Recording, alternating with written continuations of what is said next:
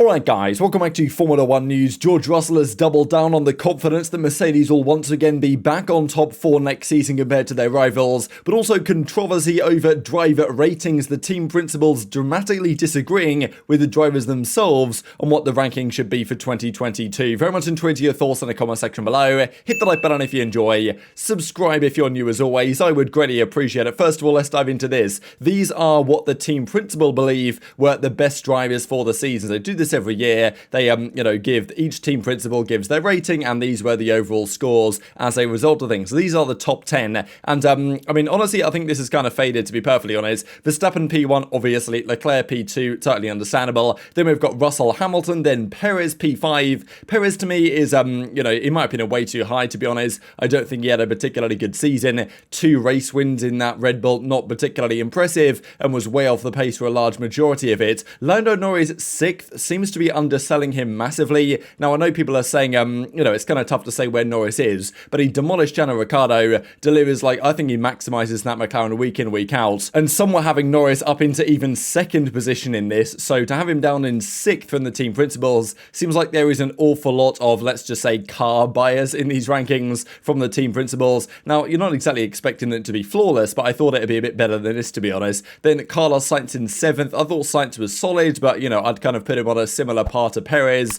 and I wouldn't necessarily have him this high. Alonso 8th, Bottas 9th, and then Vettel 10th. And Vettel's an interesting one because he retired. I think he gets some degree of beneficial and preferential treatment, but also, regardless of strategy and stuff, I think he did deserve at least a solid record. And Alonso, I would say, would be higher than this in my rankings, but that is what the team principals came up with. Now, this is what it looks like overall for the last several years. So Hamilton won it several years in a row from the team principals rankings 2014 through to 2020. Verstappen won it last year in 21. Norris was actually 3rd last year and 6th this year, despite having a season that honestly wasn't dissimilar in terms of pure pace. So don't really understand that. But what can you say, really, if you guys want to pause, look at this in more detail? But this is adding the list from 22 into what we've had for the last couple of seasons, or the last several seasons since back in 2008 when Hamilton was again on top, then Vettel, Alonso, etc, etc. You guys get the picture. Now, the drivers actually disagree significantly here with what the team principals believe.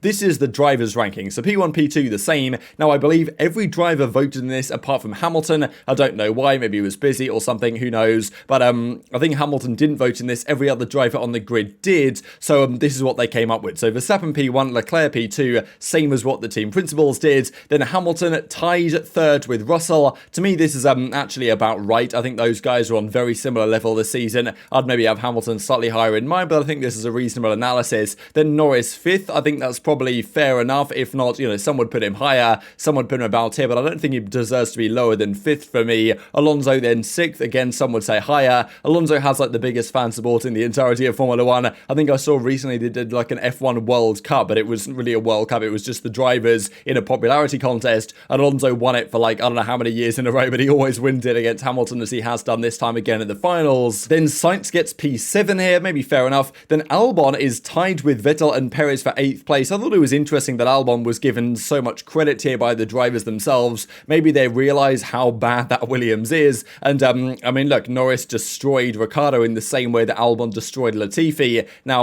obviously, Latifi isn't always the best candidate to be compared against, but nonetheless, the drivers giving Albon a lot of credit. Of course, Albon's very well liked, so understandable to a certain extent why they might give him some benefit of the doubt here. But I think this is a pretty reasonable list, to be honest, compared to what we saw from the team principals. That is a bit more faded in my opinion. But there you go, that's pretty much it for the rankings in 2022. Enjoy your thoughts, of course, in the comments section below. Let's talk Mercedes and their future. David Coulthard, of course, Red Bull man, has discussed that he believes there'll be a 3-way fight next year. We believe the Ferrari will be very good. Whether Mercedes can get back in the fight is a big question. They believe they can. David Coulthard believes they can. And this is Lewis Hamilton's opinion on it, stating that, he wants to get back on top. The races have shown a positive trend. Anything can be achieved with perseverance. Kind of a classic Hamilton quotation. And going on to say that a winless season hasn't demotivated him at all, saying, look, he's had seasons without victories before. Look at karting from 2001, the famous series, or the famous season that everyone knows about, of course. But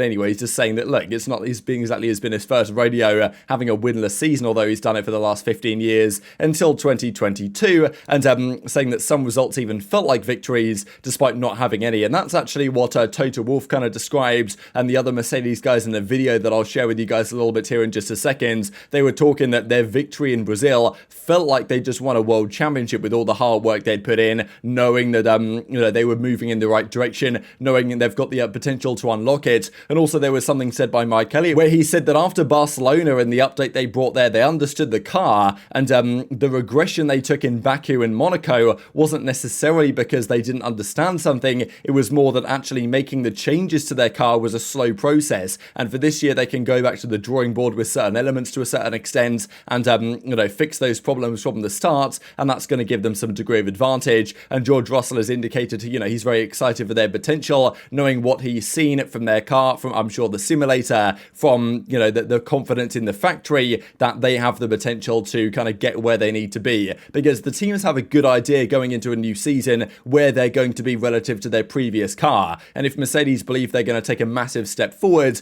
then I'm sure that's going to fill them with confidence, such as Russell seems to be suggesting here.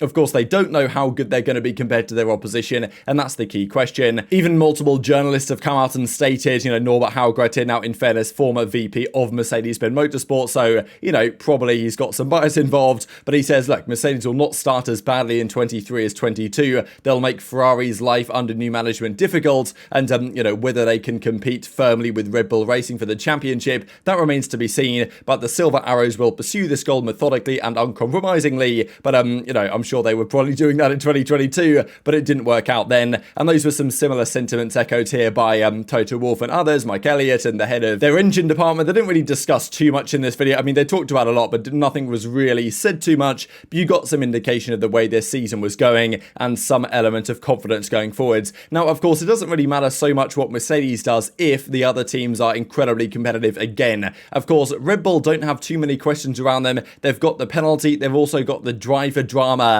And, we saw a few minutes ago, right, where Perez was rated this season not particularly high. If next season the Mercedes is more competitive and Perez can't perform in qualifying, then it does put Red Bull at a bit more risk in terms of strategy, unless Verstappen could just drive away as he was doing pretty much all of this year when Ferrari made certain strategic errors. Now, Ferrari also have their elements of concerns as well, because, look, they've got new management over there, Fred Vasseurs coming in.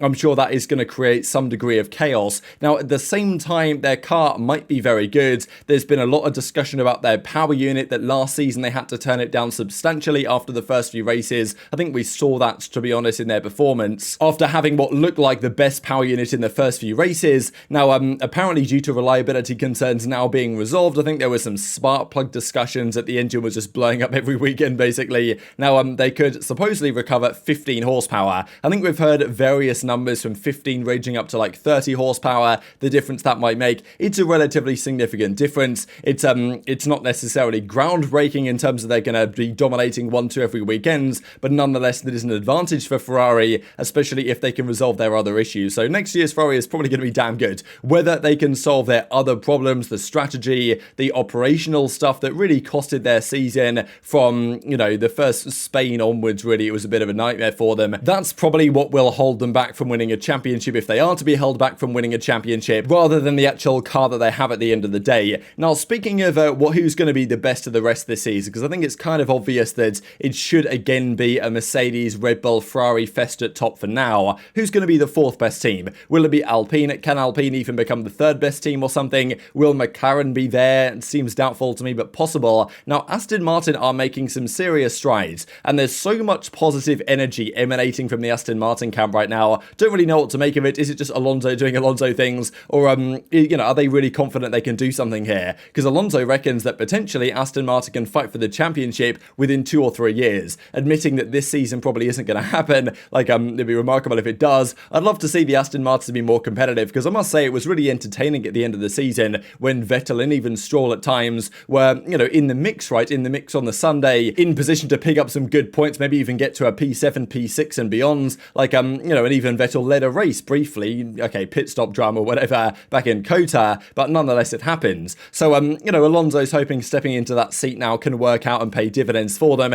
and even Dan Fallows says from the Aston Martin side, their 23 car will be much more competitive than their 22 car. Now, of course, this past year's car was absolutely atrocious in qualifying at the start of the season. They were so many Q1 exits in a row, it was tragic, especially when it rains. They finally got good at the ends, and he reckons next year's car is going to be way better as well, with hundreds of projects underway. So, I don't know, pretty exciting stuff, and this is one of the things that Ross Brawn's talked about as well, and saying, look, it's going to take another season maybe, or another season or two, to get to the point where the new regulations, the budget cap and other factors can actually contribute to other teams being able to be more competitive, and maybe Aston Martin included in that, but still, Alonso might still be around long enough to actually take advantage of it. But very much enjoyed your thoughts on all this stuff in the comment section below. Hit the like button if you enjoyed, subscribe if you're new, take care, and I'll see you next time.